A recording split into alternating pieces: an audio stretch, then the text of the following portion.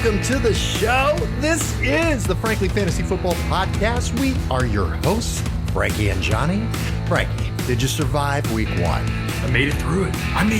Man. And it was crazy, John. There was some crazy shit that happened, dude. Good and bad. I feel like there are more questions than answers after week one. 100%. 100, especially in backfields. Oh my gosh, yeah. We're going to talk about these running backs. We're going to talk about what happened, what went down.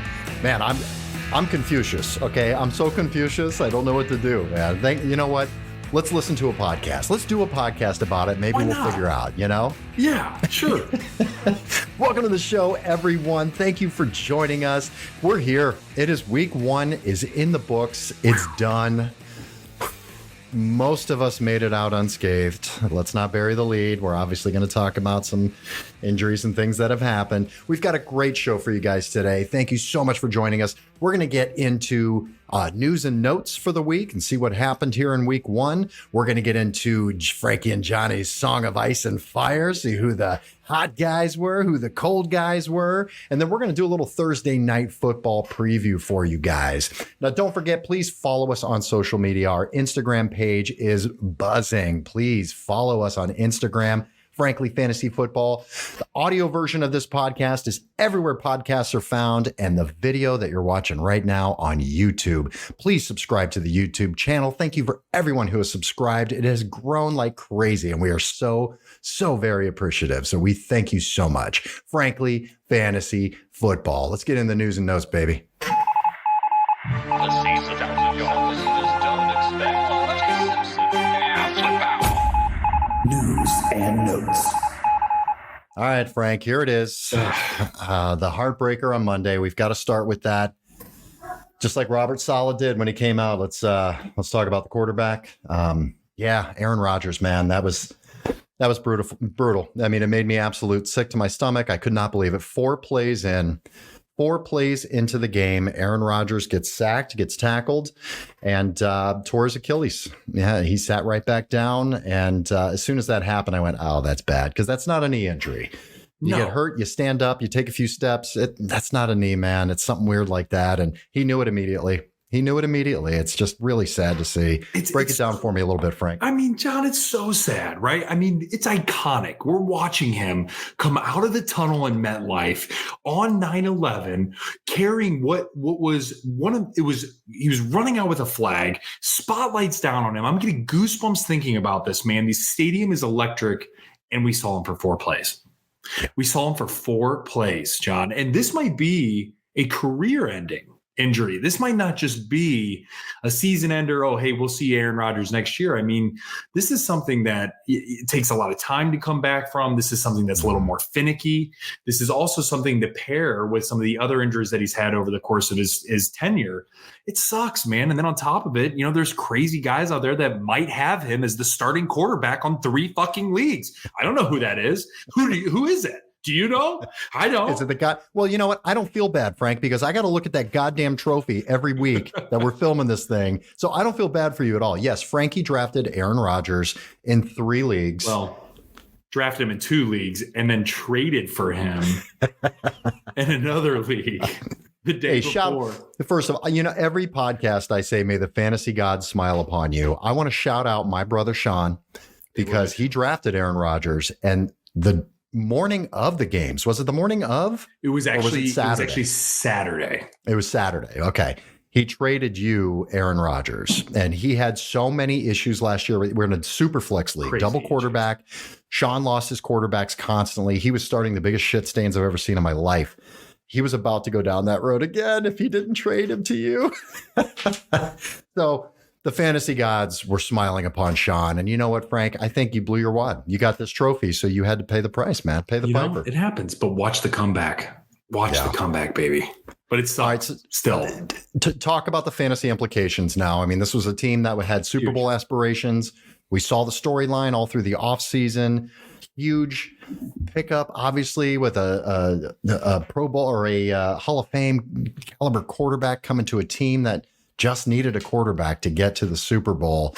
We watched it in Hard Knocks. The story was great. I think he really did a good job of just reimagining his image and telling the story of who he is. And then this happened. What's this do to the rest of the team, man? Are we freaking out? What's going on? I actually think this might bolster the running back situation a bit. They're going to need to rely on these guys. They're going to need to run these thoroughbreds like they've never ran before. And with what we saw from Breece Hall after Aaron Rodgers went out, it was nothing short of spectacular. That guy was shot out of a cannon every single time he touched the ball. And then on top of that, Dalvin Cook looked very good. So I actually think from a fantasy perspective, this could be beneficial to those who took a risk on Breece Hall. Johnny, shout out to you, sir. And also ended up drafting Dalvin Cook. Where it's going to hurt, John, it's going to hurt at the receiving core. Very much so. Anybody outside of Garrett Wilson is going to be damn near depleted. Alan Lazard, as good as he's been, it's going to be tough. I mean, he's going to be a rotational player. He's going to sit on your bench and probably rot unless we start to see some sort of synergy between him and that of Zach Wilson, or if they bring in a veteran type of guy. But in regards to Garrett Wilson, man, I think he definitely takes a step back. Let's get this straight. Let's set the record straight. He's certainly going to take a step back. To the degree of what? I'm not really sure. I think it's going to be pretty substantial in my personal opinion in regards to what Aaron Rodgers would be able to get. I mean, in order for him to even have a good game last week, John, he had to pull off arguably what could be the number one catch of the season. And it was in week 1. So it's going to be rough all the way around. That catch was amazing. That Incredible. catch was absolutely insane. I couldn't believe what I was watching on TV, watching that catch, him getting hurt, watching that catch, watching the punt return in overtime. I mean, it was just madness. I had every emotion you could possibly feel in this game. It was great. Positives, though, Breece Hall looked incredible. Spectacular. Breece Hall looked I could, every time he touched the ball, it was like 20 yards. He was shot out of a can. He was insanely good. Garrett Wilson had a great year last year. He really did. And that was with garbage quarterbacks. So I think he's still going to be good. He's still going to be great. What are his passing yardage? What's that going to look like? Exactly. And yeah, it's not the expectations drafting him in the second round. It's going to hurt. People. First for some people in deeper leagues, or it's going to be tough, man. I mean, you're just going to have to temper your expectations. Hey, at least he wasn't my champion of champions, Yeah. But the good news is that the fun part is that at least I get to play this drop with Zach Wilson. Approximately 3 times a week I have unprotected sex with your mother. Yeah. That's right. We do. Bringing that drop back. Good. I get to play it all year long, I hope, man. All year long. All right, let's keep rolling on the news here. We had some other injuries. Actually, another Achilles. How weird is that? 2 Achilles in 1 week. J.K. Dobbins, running back for the Baltimore Ravens. Man, this guy, we've never really seen him play that much, man. He's out for the season, tore his Achilles. He's going to be done, man. That's what I was going to say. This could also be a career-ending thing for him, or at least a massive setback. I mean, just super unfortunate. Yeah, most likely. What are we looking at then with that Ravens backfield now? I'll tell you what, it's going to be a 3-headed monster to start. I mean, Hill looked great when he got the opportunity. Gus Bus is still there, and they called back up Melvin Gordon, right? So he is now on the 53-man roster. They're going to run with the 3-headed monster. This is why they ended up getting Melvin Gordon in the first place and didn't let him go. They put him on the practice squad. So it's going to be a toss-up every single week between the 3 of these guys. Yeah, it's going to be a brutal backfield to really decide upon, man. I wouldn't be surprised if something comes up and they end up picking up a guy potentially like a Kareem Hunt or somebody too. Leonard Fournette. I mean, let's face it, Gus Edwards hasn't been able to stay on the field either. Melvin Gordon is aged and not exactly at a pillar of health either. So yeah, I don't have any Ravens running backs. I don't want any Ravens running backs. I think it's going to be really, really brutal, man. Okay, Deontay Johnson. We'll stay in the AFC North here. Deontay Johnson, wide receiver for the Pittsburgh Steelers, is going to miss a few weeks for sure with a hamstring injury. There's a lot of hamstrings we're going to talk about today. A lot of guys had hamstring issues, but Deontay Johnson's looked really bad. I don't know if you saw it happen, but when it happened, I mean, he was grabbing it. It looked like it was extremely painful. It did not look good. It looked like he just ripped the hamstring off the bone the way he was holding it. So this one's not good. He could be out for quite a while here. What is this going to help Pickens? Is this going to help Freiermuth? if Freiermuth is going to be out there, he's also banged up and pretty questionable. But Yes. if it's going to hinder or benefit Pickens, you can see it, 6 one way, half dozen the other, John. For me, if I'm Pickens, I'm going to say, hey, I get way more target share. Makes a lot of sense. Also going to draw a hell of a lot more coverage. So it's going to be, it's really going to be up to Pickett. Can he deliver the ball effectively? Last week, he proved that the preseason could be a fluke, which, it's preseason for a reason. But I don't know, John. This is going to be, when you teed it up with this episode, is this going to be something that is one of those interesting things unfold to where Pickens ends up shining? I'm not sure, but it's going to be pretty crazy. Listen, man, Kyle Brandt on Good Morning Football said it a lot in the morning, and he was just like, week one is a liar. Week Totally. one is a liar. Perfect. We had a lot of teams that just didn't show us anything. Looked like shit. Pittsburgh was one of those teams. Definitely. So do we know? No, we have no idea at the moment. We need to see them actually play football against maybe a normal team too. A lot of these teams played San Francisco and played Dallas, and we didn't get to see anything out of those guys. They just got completely buried. But yes, Deontay Johnson planned to be without him for at least a few weeks. Another hamstring here. Greg Dulcich, tight end for the Denver Broncos, expected to miss multiple weeks as well with a bad hamstring injury. Austin Eckler. Yeesh. I feel like I play against Austin Eckler every week in every league. I know that's impossible, but I played against him in 2 leagues. He absolutely torched me. He's like my nemesis. Austin Eckler he's got an ankle issue. Right now, the quote is uncertain for practice this week. So you're going to have to monitor this. There's a couple of guys. It's early in the week. We're not going to know until the end of the week how things look. Austin Eckler is one of these guys to keep an eye on. A couple other guys here, 2 tight ends, guys you drafted very, very high. Travis Kelce, hyperextended knee. He did not play in week 1 on the Thursday night game. According to Andy Reid, he's getting better and progressing. That's great, but that doesn't mean he's playing. So you're going to have to keep an eye on that. Same with Mark Andrews. He didn't play. He was kind of a surprise inactive on Sunday with a quad injury. According to Coach Harbaugh, he is progressing well, but keep an eye on both of these guys. These are not guarantees that these guys are going to play. Next guy here, Jacoby Myers. Ooh, man. First of all, let's give Jacoby Myers some props. I think he's going to be in the fire segment here. But man, Jacoby Myers, that was crazy. I mean, his usage and targets, is that a fluke, Frankie, or is that because he was opposite Devontae Adams and he's seeing shit coverage? No, I think that's honestly not a fluke.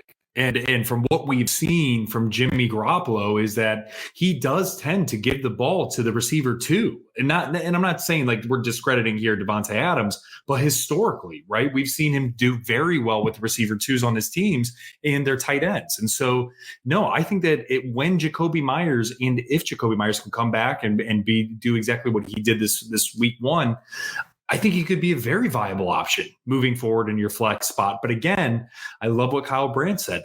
Week 1 is a liar. And so we really have to see how, right, Jimmy Garoppolo gels with Devontae Adams. Hunter Renfrow put up a massive goose egg, right? And so he wasn't even really a part of anything. So we'll see if he ends up getting more involved with Jacoby Myers, more than likely going to be out this week. So does that change anything? So again, this is one going to be to monitor, John, but face value, yeah, he could be a viable option moving forward. But the reality of the situation is he could be that Sammy Watkins 1 week wonder to start off with an absolute banger, and then he kind of drops off after that. I don't know if you saw Jacoby Myers after the hit he took. That crazy. I was watching Red Zone at the time, and then they went off the screen. I went, oh, I freaked out. I go, oh my God, Jacoby Myers is dead. We just witnessed him die on the field. I could not believe it, Frankie. He was like this, and he had one eye, and it was looking up like this. He was completely out cold. I seriously thought he was dead. It was bad. He's staring at. He had one eye like rolled back, and the other eye like almost looking at you. And I'm like, well, hey, at least you caught the ball. I mean, you caught the ball and held on to it. Silver lining. Good for you, dude. But yeah, he got rocked. Yeah, it was serious. I mean, luckily he's okay, but he is in the concussion protocol. You're going to have to monitor that situation. And with that, as bad as it was, he could actually miss this week. So you're going to have to pay attention to that for sure. Chris Christian Watson did not play week one. Very unfortunate inactive for week one with a hamstring. Another hamstring here.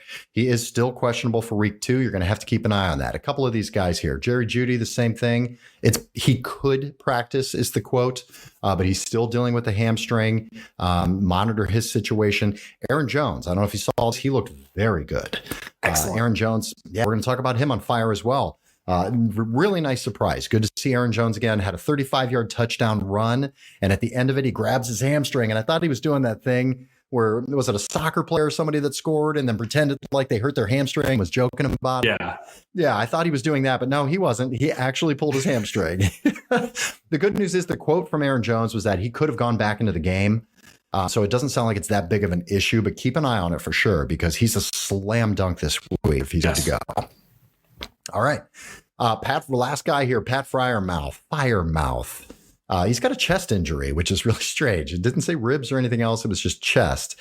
And he is going to be questionable this week. So monitor that, playing against that Brownies defense this week on Monday night. Let's see what happens. For the first time in 2023, Frankie, let's get the Frankie and Johnny's song of Ice and Fire.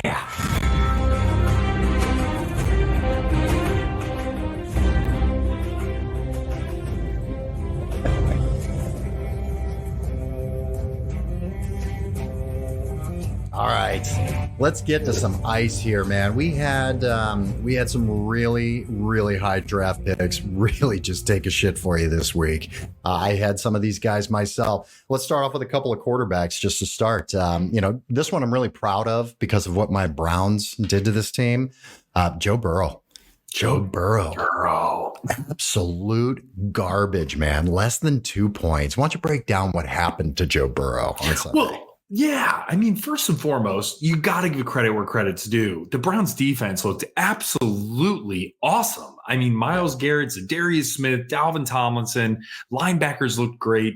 The star of the show was the cornerbacks and the safeties. It was 100% them locking them down. So you have to give them credit. Flip side of it is weather sucked. Got to call it out. It was awful. It was atrocious. It was terrible throwing weather. And with Joe Burrow not playing in the preseason and banged up, what a awful first week to drum up here for him. So, John, I would say, again, do not trust week one to a certain degree. However, Joe Burrow definitely did not look 100%, man, out there on that leg. It's definitely off. So, yeah, hey, you started him, you put him out there on your fantasy team, you paid hard. Less than 2 fantasy points, John. Less than 2 fantasy points.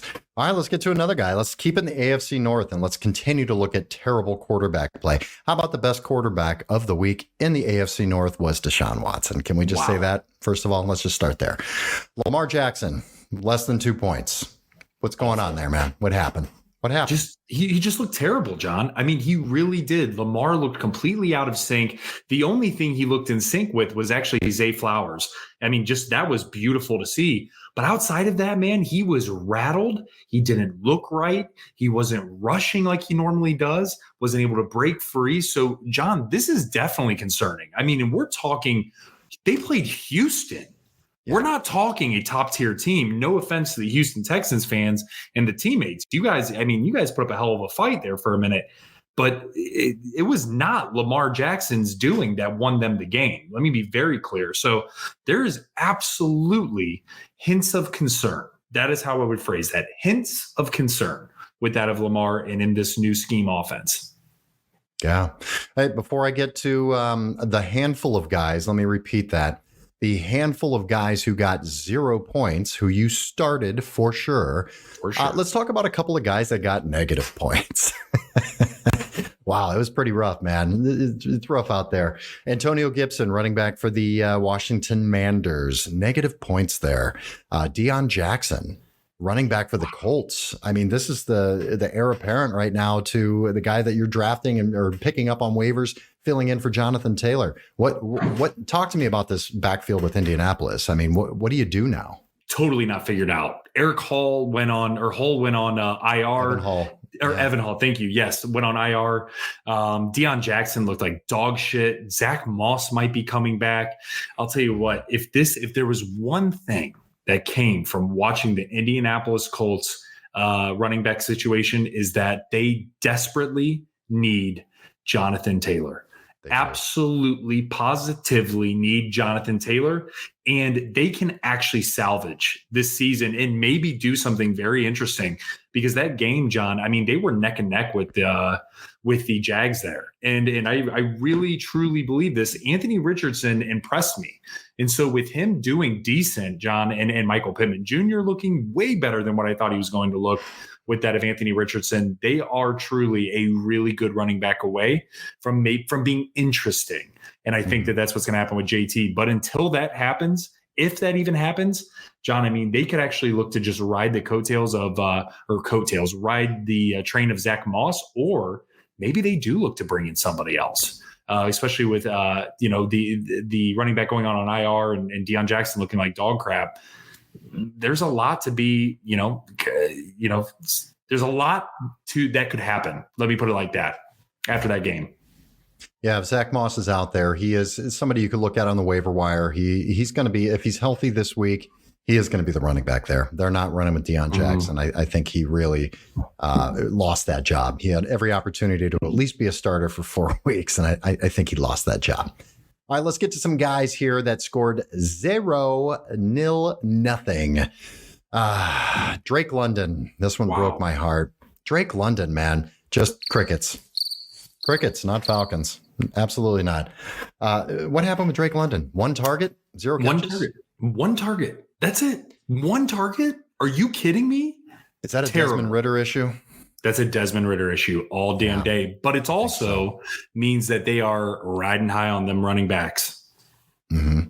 Yeah, Tyler Algier and Bijan Robinson. Start them both up. Start them both. All right, some more zeros here. And I know this guy, we disagree on this guy so much, man. Kadarius Toney, crickets, baby. Sorry. I'm not a Kadarius Toney fan. I know you are. But they used him. He had every opportunity. He had a huge touchdown. He could have scored, and he dropped it, man.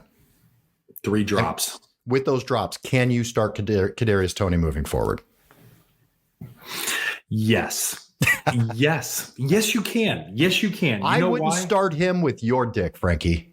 Well, thank you. I appreciate that. But listen, I'm telling you right now that this guy is prone for a bounce back. I've seen his athletic ability last year. We all did towards the tail end of the year. He had the receiver one locked up towards the back half of last year.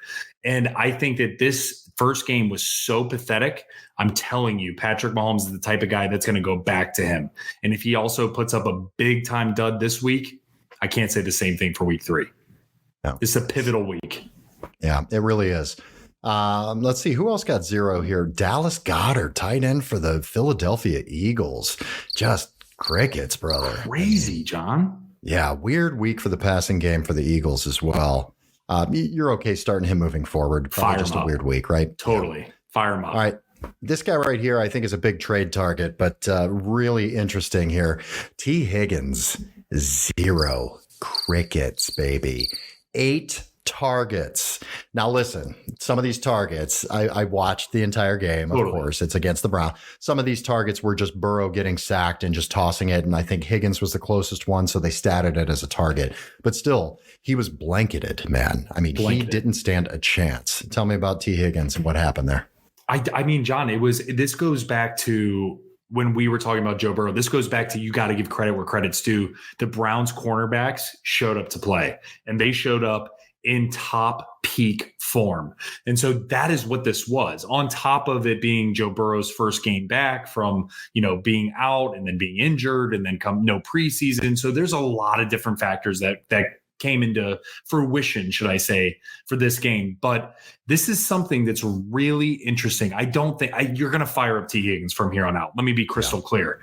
But this is a guy that also might not get a contract done and could end up being, to your point, a trade target in the NFL himself, or maybe he just sails off in the sunset on a different team and signs, right? So it's going to be very interesting to see what happens with T. Higgins, especially with some of the contract issues that they're going to have.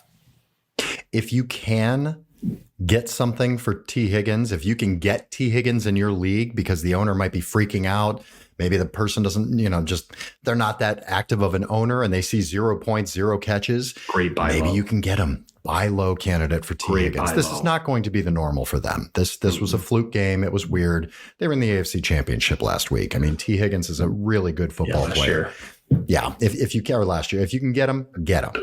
All right, let's talk about the Bears here. I mean, as we're doing this, we're talking about a lot of guys that kind of shit the bed. DJ Moore on ice, 3 points. He was 2 for 25. Very disappointing. Both of us are very high on DJ Moore. This entire Bears offense really is on ice. Justin Fields only had like 11 points. Did not play a great game. Khalil Herbert was okay. Roshan Johnson stole the touchdown from him. They like the rookie, but not a lot of confidence in fantasy with this team right now. Was this, was it a bad week? And we just kind of throw it away? Week one's a liar. Bad week. Week one's a liar, especially in this situation. We're talking a divisional matchup. We're talking extremely high emotions here. That they're trying to show out. Justin Fields did throw over the ball over 30 times and only had a few targets to that of DJ Moore. That's concerning a bit, but I think that that's going to iron out. I think that they're going to start to feel it again. You got to remember, and for those listening and watching, these guys have only played together for this summer. Right. And so there is a lot of synergy, not synergy. There is synergy already there, but there are a lot of things that they need to figure out when it comes to live gameplay. When there's a guy lined up across from you and you have 7 guys rushing you to rip your head off in terms of Justin Fields, and you have top, Jair Alexander for the Green Bay Packers. That's a top tier cornerback. That's maybe a top 5 cornerback, top 7 cornerback in the NFL. Factor all of that in, and it's messy. So I think that eventually it's going to start evening out a bit, John. And I think we're going to be okay. But definitely it's something to be noted. Justin Fields throwing the ball over 30 times and DJ Moore catching 2 for 25. It's duly noted. Let me put it like that. Yeah. All right, George Kittle, another disappointment there. 3 points out of George Kittle. That's because Brandon Ayuk got all the targets on that one. Yeah, he did. All right, this one's interesting. I want to get your take on this. And you and I have been kind of debating back and forth about this. DeAndre Swift, less than 1 point. Talk to me about that. This is one I said earlier in the show that I've got more questions than answers. And this Philadelphia Eagles backfield I've got way more questions than answers right now. Talk to me a little bit about that. This is one, John, that we really don't know. I don't even think they know, right? Like they're running a 4-headed monster and Rashad Penny was a healthy scratch, but yet you barely use DeAndre Swift. Like that's what was crazy to me. You trade for this guy and Boston Scott scores a touchdown and Kenneth Gainwell is the lead. Very, very weird. And so I don't even think Philly knows who the lead back is. I don't even know if they know who the top 2 backs are. So, John, for me, this is absolutely somebody who's a wait and see. I'm not writing him off by any means, and I am sure as hell not super high on him by any means. I am a wait and see, tread water, and see how this backfield pans out, because it could be DeAndre Swift's show back half of the season, or he could be just a guy that is literally almost irrelevant. It really depends. In my mind, until you see more usage, until there's an actually roles defined for these guys, which there's clearly not, they just haven't defined them yet. I'm not starting DeAndre Swift at all. Yeah. It's just not happening. Yeah, you can't until you see what happens here. All right, Frankie, let's get to fire. Yeah, baby. There were some serious fire out there. First of all, every week in Ice and Fire, we're going to throw out the stack of the week. It just happens to be that the stack of the week are the 2 highest scoring guys in fantasy on the week. Here they are, man. Tua Tagovailoa and Tyreek Hill coming out and just throwing it, slapping it on the table and say, here it is, man. How do you let these guys do that? It's unbelievable. Let's look at Tyreek Hill here. This is insane. 41 points, half PPR. Crazy. 11 catches on 15 targets. That's so awesome. 11 catches on 15 targets, 215 yards and 2 touchdowns. Wide receiver 1 on the week. I mean, dude, wow. Unbelievable. Congrats. 2 of the leagues I'm in have the Tua Tyreek stack. And They do. obviously they won. Obviously they won. Yeah. All right. Let's look at Tua Tagovailoa here, see what his stat line is. 28 of 45, 466 yards, 3 touchdowns, and a pick. I mean, man, is there anything else to say? These guys were just excellence. Excellence. Yeah. So much fun, John. They were so much fun to watch. My question is, why is it man-to-man coverage on Tyreek Hill the entire game? You know, they joked about it on Good Morning Football. I think McCourty was talking about it. And he's like, okay, after the guy gets 100 yards, you start thinking, hey, maybe we should slide over some safety help. Yeah. The guy gets 150 yards. You're like, oh, shit, we need to double cover this guy. I mean, at 200 yards, at 175, come on, guys. This is embarrassing at this point. And Tyreek did it all, too. It wasn't just the speed stuff. He caught a back shoulder pass in the end zone that you would normally see somebody like a Mike Williams or a Mike Evans catch. Here's Tyreek Hill doing it, all of, 5 foot nothing. And it was just absolutely incredible, man. Congratulations to those guys. And if you had them, congratulations to you. All right, let's get to some more fire here. Brandon Ayuk, Frankie, 30 points out of Brandon Ayuk. Talk about him a little bit here, man. Oh, man, Brandon Ayuk went absolutely nuts, John. I mean, he definitely is starting to separate himself as maybe the main target, even over that of Deebo Samuel over there at San Francisco with that of Brock Purdy throwing him the ball. John, he caught all 8 of his targets. He 8 for 8, all 8 of his targets, 129 yards receiving, and 2 tutties. Give that boy some tutties. He was all over the field, man. And I believe we need to stop calling him Brandon Ayuk because Brock Purdy's calling him BA. So that boy is one badass boy.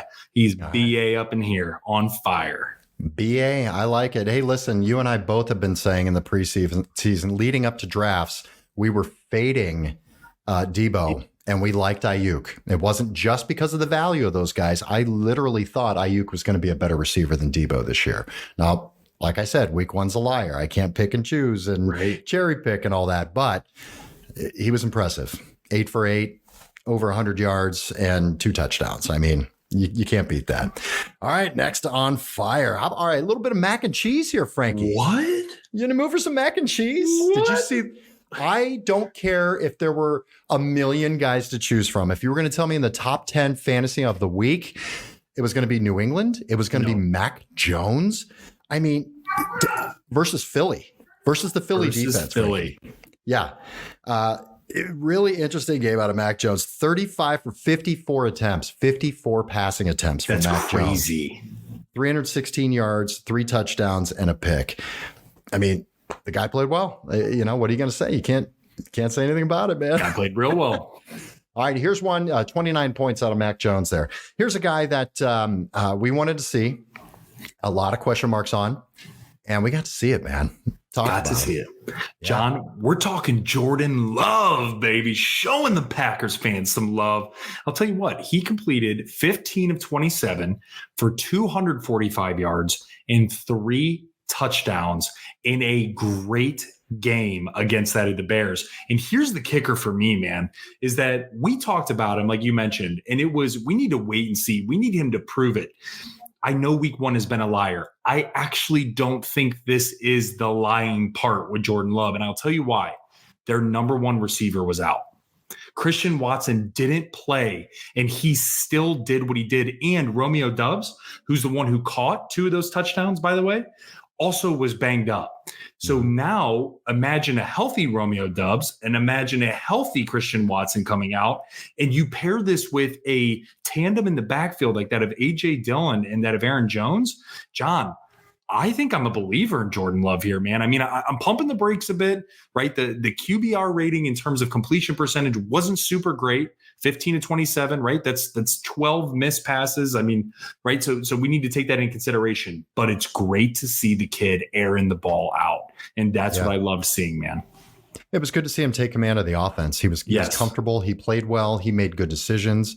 I mean, we can look at it, like we said, with week 1, we can look at it that the Bears grossly underperformed, and it's possible that the Packers grossly overperformed as well. Very possible. But in week one, you got to give him his due. He looked really good. I feel good playing him. If you waited on quarterback and you're streaming, I think he's a great streaming candidate. If you're in a 2 quarterback league, I think he's a slam dunk as your QB too. I mean, he performed better than Lamar, Burrow, way Josh better. Allen, Jalen Hurts, Aaron Rodgers. Stop it. That's soon? just mean. Too soon, man. Too soon. Yeah. I'm sorry. Come on, man. All right, I need you to talk about this next guy because he beat the shit out of me this week, and it's annoying. I mean, John, you must be talking about the guy who brings out a little electric guitar every time he scores over here. We're bringing out Austin Eckler, man. Austin Eckler was all over the damn place, John. He was incredible once again with 26.4 fantasy points in that of half PPR. And what was interesting, he did a little bit of everything, John. He rushed the ball 16 times for 117 yards with 1 touchdown, and he caught 4 passes for an additional 47 yards. This dude was awesome and all over the field. Now, again, he's a little bit banged up, so we got to pay attention to that. But if he is on the field at any and all times, he is absolute gold. All right. And I'm going to talk about, the guy who was picked in the top 3. He delivered, man. He looked awesome. He looked so good, man. CMC. Welcome back, CMC. Christian McCaffrey, running back for the San Francisco 49ers, running back 2 on the week. He was 22 rushes for 152 yards rushing, almost 7 yards a carry with a touchdown, 5 targets, 3 catches for 17 yards. Guy does it all, and he did it all, and he looks fantastic. So, those of you who took him, congratulations. That's got to feel absolutely wonderful. We talked about it earlier. Aaron Jones, really good game out of Aaron Jones. Let's see here. 9 rushing attempts, 41 yards and a touchdown, 2 catches on 4 targets, 86 yards receiving and a touchdown. I mean, that's where Aaron Jones gets his payday right there. 86 yards receiving and a touchdown. It's fantastic. Gotta love that. 26 points out of Aaron Jones. All right, round us out there, Frankie. Yeah, so the last guy on fire, we got to give him a shout out. We talked about him with the concussion protocol. It's Jacoby Myers for the Vegas Raiders. Great first game on the Raiders. John, he ended up having just an awesome game from a target share perspective as well as receiving perspective. He ended up catching 9 passes for 81 yards and 2 touchdowns. I mean, dude was all over the field. You're catching 9 passes. You are being heavily targeted. So, I mean, just hats off to you, man. I really hope he can get better and get well and get his ass back out there because he was fun to watch opposite of Devontae Adams there. Oh, yeah. A couple other guys to shout out here. Patrick Mahomes, 24 points. Tyler Algier, 23 points. Let's talk about that for a second. We had talked about that, leading up to the week here, that the Tyler Algier and the Bijan Robinson really kind of felt like the Tony Pollard situation with Zeke a few years ago, that they may use these guys a lot. Tyler Algier got a lot of play, man. I mean, 56% snap share with Bijan Robinson as a starting running back. 16 carries. Yeah, I mean, he had a great game. So they're going to use Bijan in very cool ways like they did. He's going to explode, which I think it's going to be so good for him because you've got a guy like Tyler Algier that can keep Bijan healthy. There's nothing worse than that guy getting 30 carries and he plays 5 games, and then he misses 5 games. But this is really interesting. Tyler Algier is a guy that you can play, a guy that you can start. John, sure. I got an interesting backfield question for you. Ooh. Would you rather have... And this is not so much a fantasy perspective, but just an NFL backfield perspective. Would you rather have Tyler Algier and Bijan Robinson or Dalvin Cook and Breece Hall? Ooh. I mean, in practical application, I'd rather have Bijan and Tyler Algier. They're both of those. They combine. Oh my God, thoroughbreds, dude. Combined age is younger than me. Wow, that's crazy. And you're like 31, dude. You look great. Oh, thank you, Frankie. I appreciate that. I moisturize, I do a lot of lotions and things. Right. So, yeah, I appreciate that, man. I know what you're saying, but yeah, I would rather have, just for health and youth, I would rather have those guys. But yeah, man, Breece Hall and Dalvin Cook look damn good. So damn good. Yeah, they did. That's awesome. A couple other special mentions here. Stephon Diggs, 22 points. Kendrick Bourne, 21 points. Something to keep your eye on. Yeah. He could really emerge as the clear number one in New England. And if Mac Jones keeps playing like that, he's going to be fantasy relevant. JJ, 20 points. Of course, Justin Jefferson. Tony Pollard, 20 points. Tony Pollard's a man. All the doubters can just forget about it. Me being one of them. Yeah, Tony Pollard's the man. And with the way that defense is playing, holy shit. Let's go there. The actual number one fantasy scorer, depending on your scoring system with defenses, was the Dallas Cowboy defense. I've never seen an ass beating like that in my life. 7 sacks. 12 QB hits, 7 sacks. Insanity. I mean, that offensive line got mauled. I've never seen anything like it. It was literally as if a high school varsity team went out there who's ranked number one in the country went out and played a JV team. That's literally what it looked like. I mean, it's almost like Daniel Jones could have gotten hurt. It was getting to that point. I'm surprised he didn't, to be honest. Yeah. I'm surprised there weren't more injuries in that game the way that everybody was getting hit. And that's with the Giants. You have to throw it away too. I mean, you just have to throw it away. They played against a defense that just smothered them. They could not do anything. A couple other defenses that scored a lot of points in fantasy. New York Jets, obviously, defensive touchdown. Then they had the special teams touchdown at the end. Arizona Cardinals, surprisingly. That was wild. Very surprisingly. Arizona Cardinals. So all right, Frankie, to wrap things up here in this episode, we're going to do Thursday night preview. So Thursday night football this week, we've got the Minnesota Vikings traveling to the Philadelphia Eagles. Eagles are favored by 6.5, over under 49 points. Weather's going to be clear. Everything looks nice. It's going to be a beautiful fall evening for Thursday night football. All right, Frankie. Let's break this down. Vikings. What are we looking at? Eagles defense is very, very good. Is there anybody you're really nervous about on the Vikings? Yeah, I'm nervous about Alexander Madison. I think this defense is very solid in Philly. I think that they want to get back. It's kind of how they played a little bit against New England. No knock on New England. They played their living heart and soul out against Philly. But I think Eagles want to get back to the way Eagles defense plays some defense. So I'm a little bit nervous for Alexander Madison. I personally am still going to fire him up just because I have to, John. I don't really have another option, especially if I went 0 RB in one of the leagues. So I have to do that. I'm nervous about it. But other than that, man, the only other guy that I'm actually now teetering on being a flex this early is Jordan Addison. That's one guy that really looked good outside of that of JJ. And so, again, it's just tough, though, because this Eagles defense, again, I keep going back to it, it's very good. Their cornerbacks are very good. Their linebacking core is very good. So it's going to be interesting. But I'm really excited to see Jordan Addison, and I'm a little bit nervous about Alexander Madison.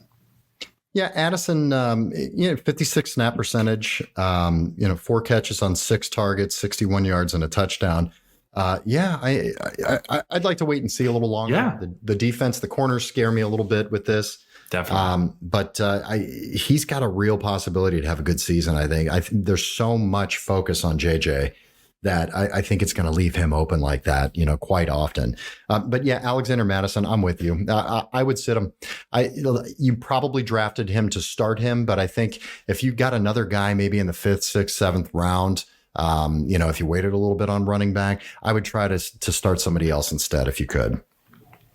Anybody else on the Minnesota team that you're thinking about here? I mean, you're firing up Kirk Cousins if you have him. Yeah, actually I am definitely, especially if you had Aaron Rodgers or if you're looking to stream or something like that. I think Kirk Cousins is going to have to throw the ball quite often in order to keep up with the Eagles. So yes. Yeah, that is the situation. I mean, you look and you're like, fuck, Eagles defense. I don't want to have, somebody, that playing against them. That's not a good matchup. He's going to throw the ball 1,000 times. Yep. And that's just what's going to happen. He did it already. That's already what we saw. They're back to what they were doing. And Mac Jones all the time. Look what he did. Threw for over 300 yards. Yeah, exactly. All right, let's move on. Let's move over to the Eagles here, man. Obviously, you're hoping for a bounce back here for Jalen Hurts. I think he got 10, 12 points, something like that. Didn't really help you out for where you drafted Jalen Hurts. What are you doing with this backfield? Are you doing nothing? Nothing. I'm not starting any one of them. It's not worth it, man. I mean, I'm telling every single person listening and watching, you have other options. And so use those other options, because even if you feel like Gainwell is going to be the guy, or you feel like DeAndre Swift's going to be the guy this week, Rashad Penny's out there and he's not a healthy scratch, the share of volume that they're going to get is so minimal, because they're more than likely going to be running a 3 or 4-headed monster. So for me, look elsewhere. Yeah, I agree. Receivers, you're looking at obviously A.J. Brown, Devonta Smith, Dallas Goedert. You're good throwing him back out there. Mm-hmm. Yeah, all right. Anything else with this game you want to talk about, man? John, I'll tell you what. Tee me up here for a second. I want to get people that are looking for a bet here. What do you think? Ooh, you want to do a little betsies? I want to do a little frank it up here. Oh, you want to frank it up? All right, guys. So check it out. Franking it up. Frank it up. Frank it up. Yeah. Yeah. Frank it up. All right. What do you got? You got a random bet? I do got a random bet, and I really like it. Let's hear it. I'll tell you what. I'm actually going to go with the tease here, John, and I'm going to do something a little crazy. So I'm going to go with a tease, and I'm going to do Philadelphia Eagles minus 0.5, and I'm going to do the under this time, and I'm going to do under 55. And I really think that that's interesting, because I think the Philadelphia Eagles defense is going to be a little bit more stout. I think that the Minnesota Vikings had an opportunity to score quite a bit, and they did not last week. And I think going into the Eagles' house, I could see this being, kind of a one-sided, fist fight in all honesty. So this could be like a 30-17, 30-21, something along those lines in favor of the Eagles, John. So for me, franking it up, I'm going to take a tease on this game with minus 0.5, and that of the Philadelphia Eagles, and the under 55. All right. I love it. Good luck to all of you there. Appreciate that, Frankie. All right, everyone. Let's get ready. I'm so excited. Hey, please tune in. We got shows dropping every Wednesday morning and every Friday morning. So Wednesday, we're going to do our Ice and Fire and a Thursday night preview. And then Friday, we're going to do our top starts and sits for the week. We're not going to run down every single game. It's just too much there. You don't want to hear all that. You want to hear, who do we like this week? Who do we don't like this week? We're going to give you good advice. So stay tuned for that. Thank you so much for joining us, everyone. Please subscribe to the videos on YouTube. Listen to us everywhere podcasts are found. And follow us on Instagram at Frankly Fantasy Football. Any parting words, Frank? Guys, have fun. Welcome to week 2. Kick some arse. May the fantasy gods smile upon you.